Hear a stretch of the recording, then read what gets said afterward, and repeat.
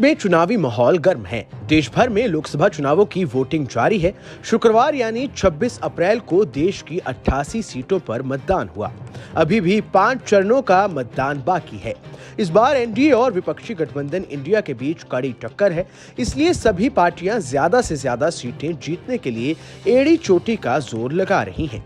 ऐसे में वार पलटवार का सिलसिला भी तेज हो गया है।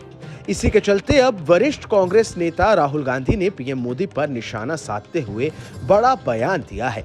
कर्नाटक के बीजापुर में जनसभा को संबोधित करते हुए राहुल ने कहा कि इन दिनों पीएम मोदी अपने भाषणों में बहुत घबराए हुए लगते हैं।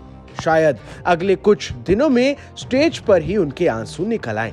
राहुल गांधी ने आगे कहा कि पीएम मोदी 24 घंटे आपका ध्यान भटकाने की कोशिश करते हैं। किसी दिन वो पाकिस्तान और चीन की बातें करेंगे, किसी दिन वो आपको थाली बजाने को कहेंगे और मोबाइल की फ्लैश लाइट ऑन करने को कहेंगे। इस दौरान राहुल गांधी ने कहा कि नरेंद्र मोदी जी ने बीते 10 सालों में सिर्फ गरीबों से पैसा छीना है। उन्होंने देश के 22 लोगों को उतना धन दे दिया जितना देश के 70 करोड़ लोगों के पास है। हिंदुस्तान में 1% ऐसे लोग हैं जो 40% धन कंट्रोल करते हैं। इसलिए कांग्रेस पार्टी बेरोजगारी और महंगाई मिटाकर आपको भागीदारी देगी। जितना पैसा नरेंद्र मोदी जी ने अरबपतियों को दिया है, उतना पैसा हम हिंदुस्तान के गरीबों को देंगे।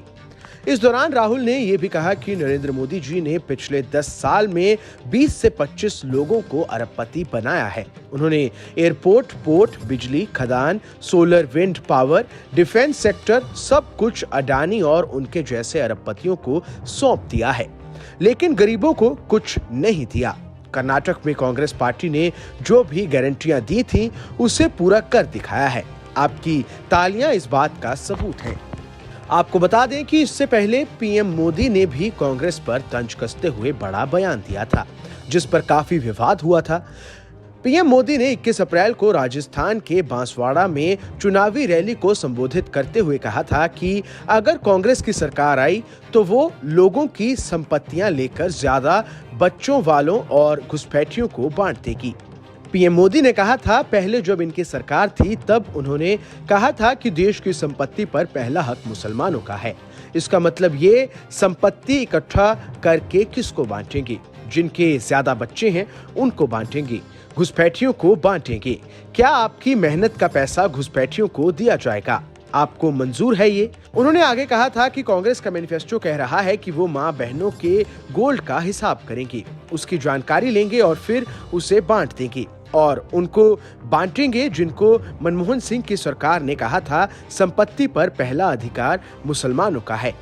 भाइयों बहनों, ये अर्बन नक्सल की सोच मेरी माँ बहनों, ये आपका मंगलसूत्र भी नहीं बचने देंगी, ये यहाँ तक जाएंगे। इस खबर में बस इतना ही। ये खबर आपको कैसी लगी हमें कमेंट कर जरूर बताएं। देश दुनिया की तमाम बड़ी खबरों के लिए देखते रहें न्यूज़ नेशन का डिजिटल प्लेटफॉर्म।